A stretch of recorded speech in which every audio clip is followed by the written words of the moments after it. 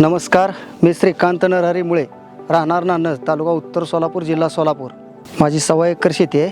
त्याच्यात 10 गुंठ नर्सरी आहे, द्राक्षाची नर्सरी, आणि अर्धा एकर सरिता सीडलेसचा प्लॉट आहे। पूर्वी मी रासायनिक खत वापरत होतो आणि रासायनिक खताचा खर्च जास्त आणि उत्पन्न कमी, आणि जमिनीचा पोत पण खराब झाला।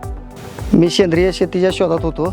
गवळी साहेब आणि शिंदे साहेब यांनी मला नेटसर्प कंपनीचं बायोफिट हे औषध वापरायचा सल्ला दिला, आणि मी ते गेले 8 ते 9 वर्ष झालं वापरतोय।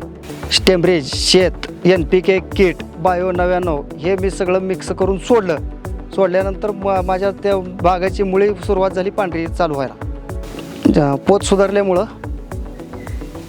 मी रासायनिक खताचा वापर हळूहळू पूर्ण 100% कमी केला, आणि ह्या द्राक्षाच्या बागेला मी रासायनिक खतच वापरलं नाही। आता तुम्ही बघताय ह्या प्लॉटला 115 दिवस झालेत। एका झाडाला 30 ते 35 घड आहेत। एका घडाचं वजन 700 ग्रॅम ते 1 किलोपर्यंत आहे। मी स्टेबरेज आणि बायो 99 हे वापरल्यामुळं माझी बाग एकसारखी फुटली, आणि एकसारखी फुटल्यामुळं घड एकसारखं निघालं। एकसारखं घड निघालं, त्याचं सारखं फवारणी केल्यामुळं पानाची साईज बी मोठी झाली आणि कॅनोपी भरपूर झाली। स्टेमरेज आणि बायो 99 वापरल्यामुळं आपली कॅनोपी बी जास्त झाली। कॅनोपी जास्त झाल्यामुळं आपल्याला पॉईंट जास्त मिळाला। पॉईंट जास्त मिळाल्यामुळं आपल्याला जे कमी वापरायची गरज पडली, जे कमी वापरला, आणि ह्या वराठीला जास्त क्रॅकिंगचं आहे म्हणतात लोक।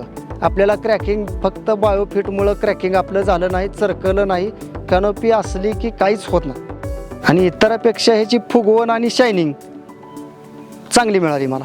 बायोफिटची औषधं मी गेली 8 ते 9 वर्ष झालं वापरतोय, आणि माझ्या नर्सरीत आलेल्या शेतकऱ्यांनी बागेत बघून, नर्सरीत बघून ह्यांनी बी शेकडो शेतकऱ्यांनी वापरायला सुरुवात केली, आणि बायोफिटची औषधं 100% शेतकऱ्यांनी वापरली पाहिजे।